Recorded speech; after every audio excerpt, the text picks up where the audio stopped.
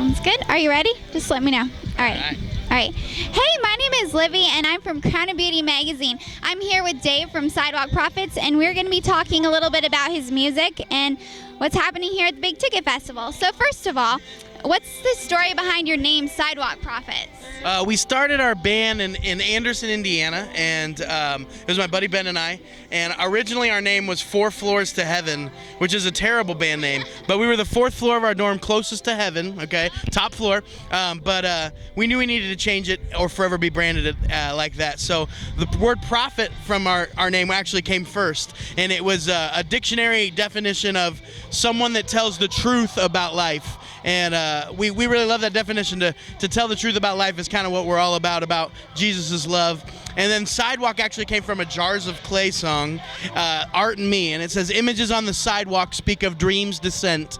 And I love that line of poetry. It reminded me of a man that was walking down the sidewalk and God ordained something beautiful that he needed to see, but he was so busy, he didn't take time to stop and look at it. So we wanted to be men that were listening to God, Sidewalk, and then prophet men that are speaking the truth about life, which is the love of Jesus. That's awesome. Yeah. Cool. So one of my favorite songs that you guys have is You Love Me Anyway. What's the story behind that song? We wrote You Love Me Anyway in Indiana as well, in the middle of a thunderstorm. And we were just thinking about all the things that we had done throughout our life, that all the sins that we had. And I was actually thinking about my very first sin. I actually killed a goldfish. And it was really sad. I thought I was helping set him free. I was trying. I figured he was tired of swimming. But from that sad death of Mortimer the goldfish, I lied about it. And I told my babysitter that I didn't do it. And my buddy stood in the corner for me.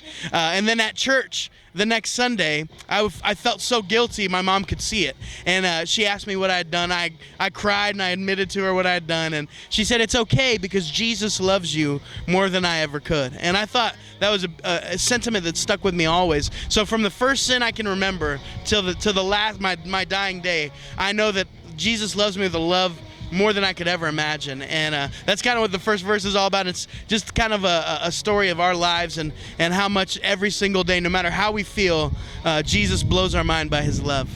That's so powerful. Awesome. Another favorite song is Live Like That. What about that song? Do you have a story for us? Sure. Live Like That was inspired by a history teacher of mine.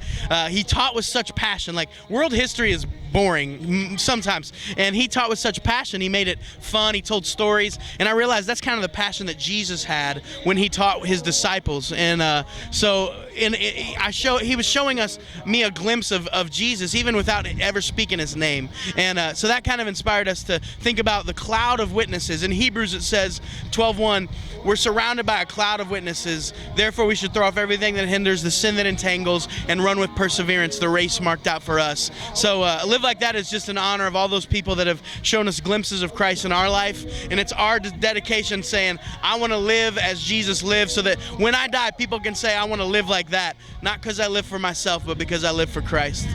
That's so cool. So do you have any practical application for people, just to encourage people? So many girls, we want to live like Christ, but maybe we're not really sure how to get started or how to stand apart from the crowd. Do you have any practical? Man, I was blessed to have some awesome teachers in my life, especially in high school and middle school. And one was a big Shakespeare fan. And there's this line in Hamlet that says, this above all, to thine own self be true. And I thought that was kind of a selfish thing to say, but when I stopped and thought about it, God made you, and he made everybody out there, everybody, to be who he made them to be. He gave them gifts, unique and awesome gifts, and so that we don't fit into a crowd, we stand out as ourselves. And if we can stand out and use our gifts for him, we're going to change lives. And that's not an easy thing. A lot of times it's frightening, it's terrifying to stand up for Jesus, but when you do it, whether people reject you or not, you're planting seeds and you're showing them that through his love, nothing, you cannot be stopped. And through his love, all things are possible. And it is a terrifying thing to live as Jesus lived. But I promise you, if you dedicate yourself to being the best you that you are, to using the gifts that he's given, whether it's music or art or maybe math. I'm terrible at math. So there you go. You can be a math teacher for Jesus. It doesn't matter what you do, as long as you do it with a smile on your face, passion in your heart for the love of God. So. Very cool. So that really leads into my next question, because our online magazine is all about letting girls know that they're beautiful and valuable, and the world oftentimes gives images of what girls are supposed to be, and so many girls try to fit into that image. If you had a daughter or a sister or a friend, cousin, niece, what would you tell her to just encourage her to be herself and that she's beautiful? I think you hit it on the head.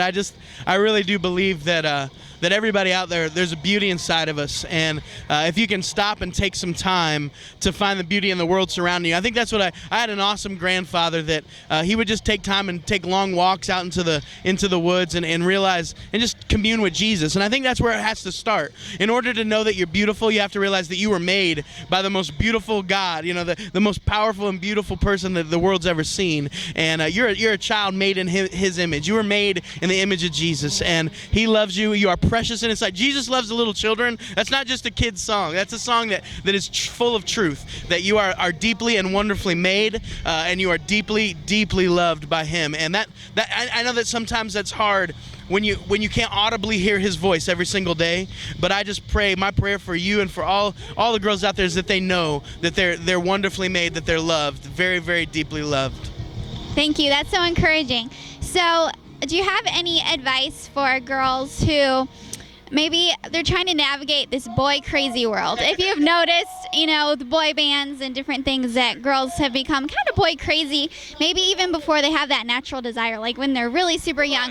What would you say to girls that are getting distracted by boys, or is that a good thing or a bad thing? I think it all comes down to why. I had a crush on Mariah Carey when I was a little boy. Like, that was my girl crush. And I think part of that is growing up, but the other part of it is making sure that it's held to a different level. I had a problem. I had a relationship go bad because I wanted to put the girl that I was dating ahead of God, and I would cater to what she wanted. And I think a lot of times if you let those the scales tip, I think it's important to have relationships and enjoy that part of life. But I think that you have to make sure that God is at the heart of it all. And there's nothing wrong with Justin Bieber. I'm not the biggest fan of his voice, but if you're out there and you love Justin Bieber, that's fine. But just make sure that above that, you're loving Jesus and doing what he's calling you to do. And I think that'll guide you so that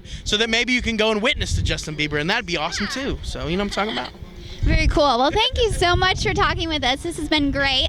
I'm looking forward to seeing your show later. It'll be lots of fun. So thank you. Thank you very much. Honored to be here and honored to talk to you guys. So everybody out there, take care and know that you're loved. All right.